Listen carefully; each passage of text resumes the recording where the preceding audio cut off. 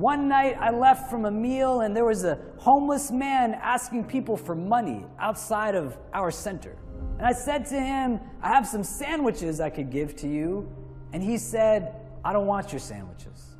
I walked away thinking that this guy doesn't want my food. All he wants is money. He's probably not even hungry, or he's going to use the money on drugs or alcohol or something like that. And I caught myself in my thoughts. And I said, the only person who can answer why he doesn't want my food is he himself.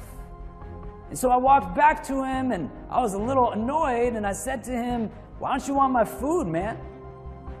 And he walked to his shopping cart and he took out a bag and he said, I already have food.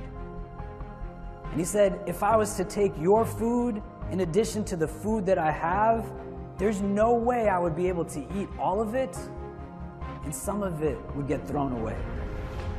And he said, me living the life that I live, I will never throw away food. I said thank you to him for not just teaching me something about himself, but teaching me a lot about myself. And I walked away with a different recognition of who it is that I'm not necessarily today, but what it is that I really want to be in the long term. Society teaches us to look at ourselves a lot, but not really look for ourselves.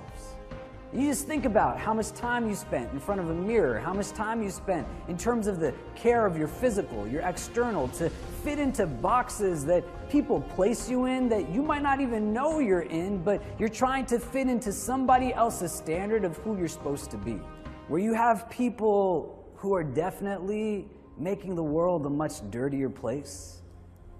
And then you have people who can even identify that that's a problem, that you shouldn't be throwing garbage on the ground, but there's not that many people who are actually going out of their way to still pick it up and make it much cleaner.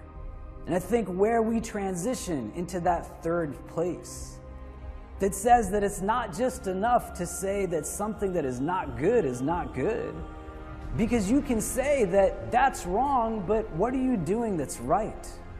What are you doing to add something that's just positive? I think we get scared sometimes because we fit into this very formulaic pattern of what it means to be successful. Our sense of identity is tied to things that we possess and things that we own, and our sense of fulfillment is based off of things that come from outside of us rather than inside of us. Nobody's telling us that we need to be honest, we need to be compassionate, we need to be merciful, we need to be just, we need to be loving, we need to be generous. But they're telling us that our sense of worth is based off of what it is that we drive and how big of that thing it must be. So you'll learn how to be a doctor, you'll learn how to be a lawyer, you'll learn how to be an engineer, you'll learn how to be an artist, an activist, an academic. But as you're learning how to be a worker, most of us aren't really learning how to be thinkers. We're not engaged in spaces where we're understanding why do we love what we love, or why do we hate what we hate, or why do we desire the things that we desire. And your story is not your story when you force yourself to become someone else's story. You are where you're coming from, and you are where it is that you're going to. The only person you need to compare yourself today to is the person you were yesterday. And if you want to have a competition with anybody, then make it between those two people.